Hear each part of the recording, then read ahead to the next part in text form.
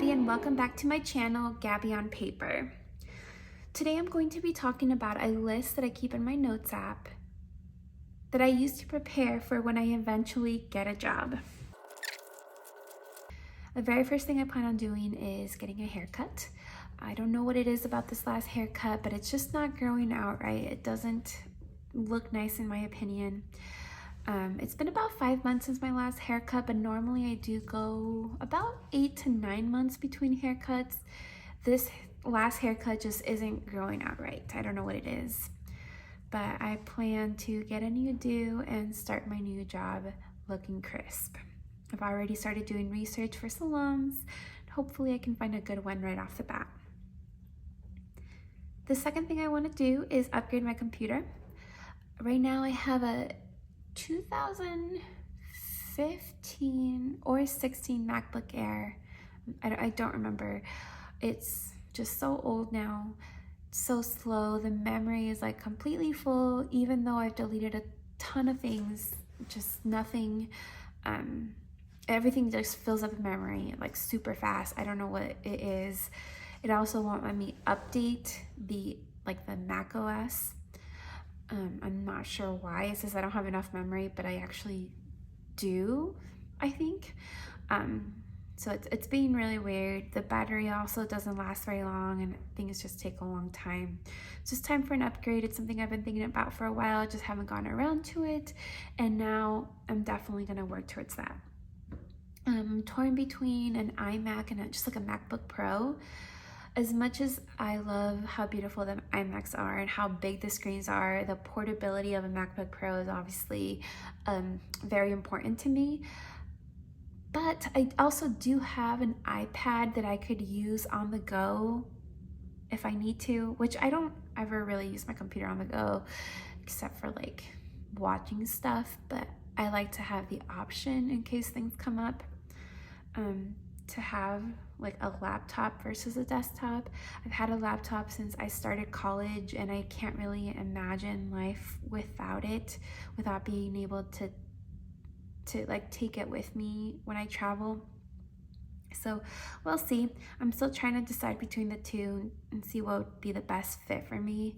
For my birthday a couple months ago, I got a bunch of Apple gift cards to put towards my computer upgrade, and then with the cash that I came back from my 2-week trip, I also plan on putting that towards my computer.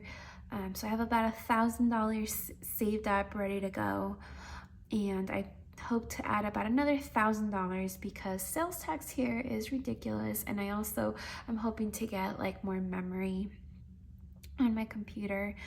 The other issue I'm having is the most current 13-inch MacBook Pro, I believe, is from 2020, and I don't like the idea of buying such an old computer now.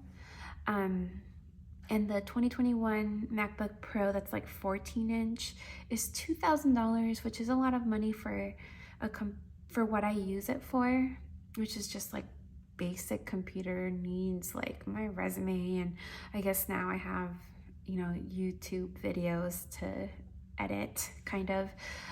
But I just feel like $2,000 for a computer is too much money for what I'm going to be using it for. So that's my hesitation with getting a MacBook Pro right now.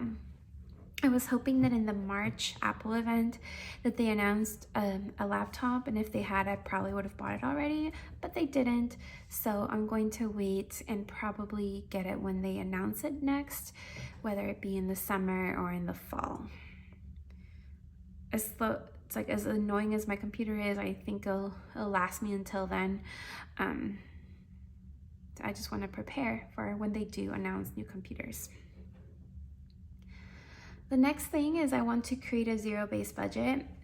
I have been wanting to do this for so long, but without any income, since I am unemployed, it really doesn't make any sense. I can't really do it since I don't have income to budget.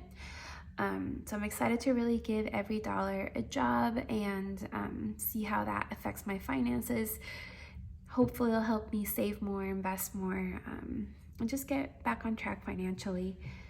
What I did in the past was I got my paycheck, paid my bills, gave myself some spending money and then sent the rest towards like investing in savings. And then if I went over my spending money, which included groceries, gas, movie tickets, shopping or whatever, I would just pull from my savings. So it wasn't really a budget, and I'm excited to really get into that.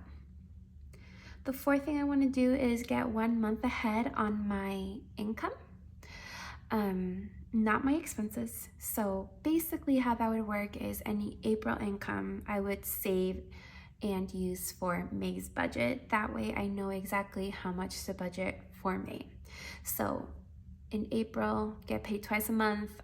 Each of those paychecks I transfer over directly to my savings account that's attached to my checking account, and keep it there until the start of the next month, May 1st, transfer it over, and then budget out the money, send it to sinking funds or whatever, pay my bills from that.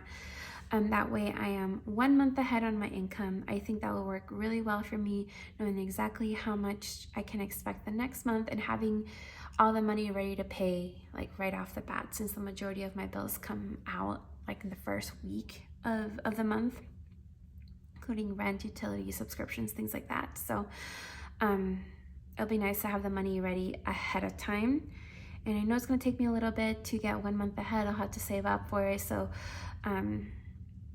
in the meantime, I'll just be working with I'll be budgeting by paycheck until I can get 1 month ahead. The fifth thing I want to do is increase my account buffer. Currently my account buffer is $300. I want to increase that to $1,000. Neither of those numbers mean anything though. I picked $300 randomly and I picked $1,000 randomly.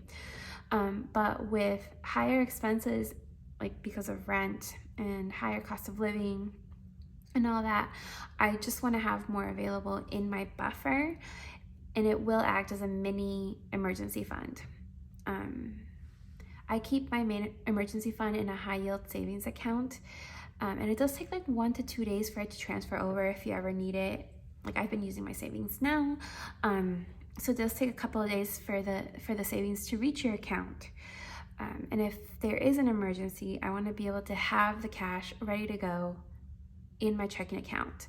So that's where the $1,000 buffer comes into play. So the $1,000 will act as my zero. I can't just regular spending, day-to-day spending. I can't go below that 1,000 because in my mind it will be seen as like an overdraft that obviously I would want to avoid. So I'm excited to get that, and it's just extra savings, which is always nice. The sixth thing I want to do is start my sinking funds. I am so excited for this portion. What I've been doing up until now, obviously, is just cash flowing everything. Like if I got a paycheck in August and I knew I had to renew my car registration by the end of August, I would just take my August paycheck, pull the $180 for the car registration or whatever, and pay for it, as opposed to saving up for it, and then it would feel like an expensive month, and then I would just give up on everything and just spend all the money because that's just the type of person I am. If one thing goes wrong, I'm like, whatever, then I go crazy. But I'm trying to change that, and I think the sinking funds will help preparing for these large expenses and then allowing me to stay within budget the rest of the month. Let's see. And then along with the sinking funds, I am going to start cash stuffing, but that's only for the sinking funds. So I can't do like just my regular spending categories like dining out and groceries because of the way my boyfriend and I split our expenses.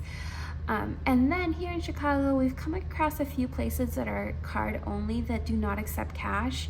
So it just doesn't make sense to me to have those things in an envelope and pay cash for those items. It just makes it a lot harder.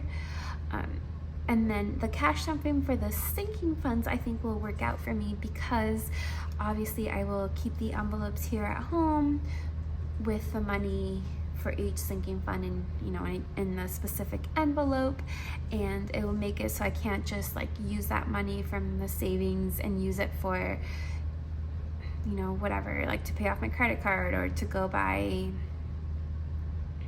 a shoe, a pair of shoes or something.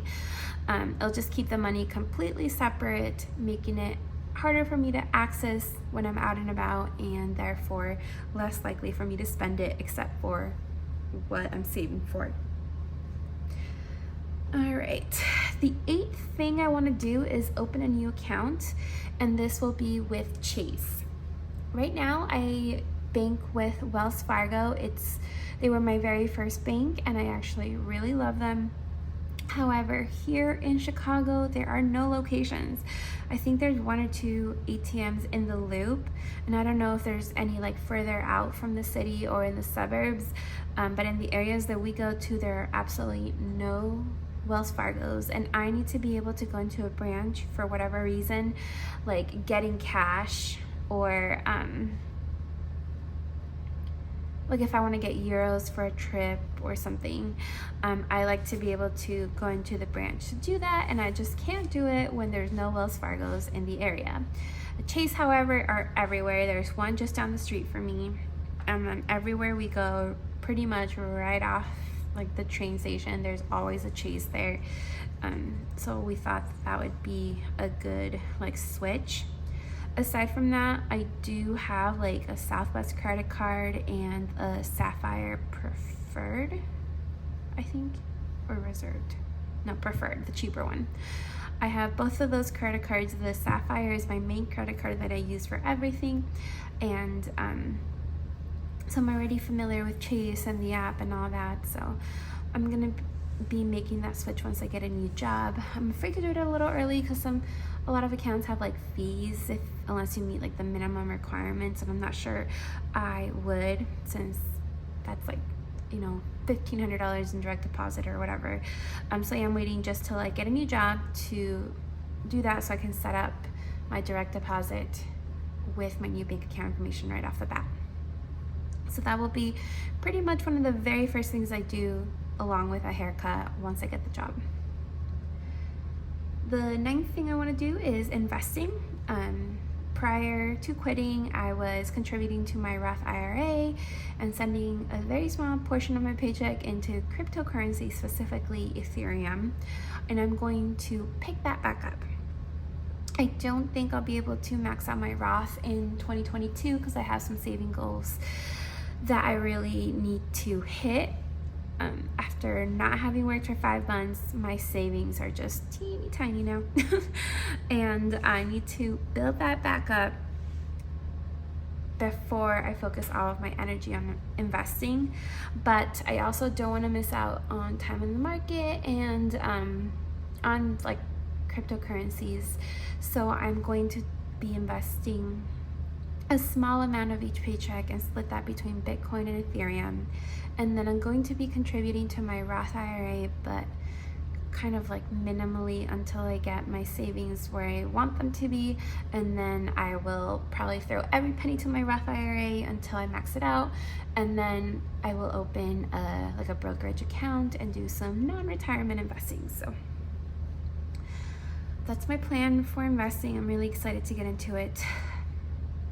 Wish I could do it now. And then the final thing I want to do is to start fresh. And what I mean by this is start fresh with my socks and with my underwear. Something I've been wanting to do for some time. So I've been researching what type of underwear I want to buy, and I have finally found the ones that I want. I bought 2 pairs. I love them both, to figure out like which size I want to commit to, and I'm ready to do so. I'm just waiting for my first paycheck. And then, yeah, new socks, because is there really a better feeling than new socks and new underwear? No. And basically, I'm just using Chicago as a fresh start. Not that like I'm, running away from anything or anything bad happened. It's just new city, new me, new haircut, new socks, new undies, and new budget. And I'm so excited to get all that started. let's see. So I haven't worked since mid-November, so it's been almost 5 months. At some point in March, the beginning-ish, I started looking for a job for real.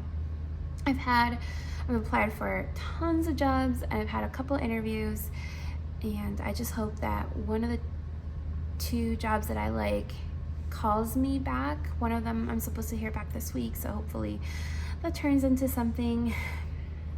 I don't want to get my hopes up, so I am continuing to apply for other jobs.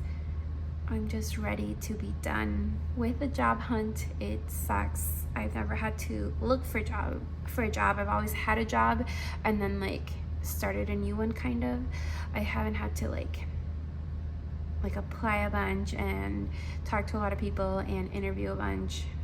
So I'm doing that for the first time, and it's not been great.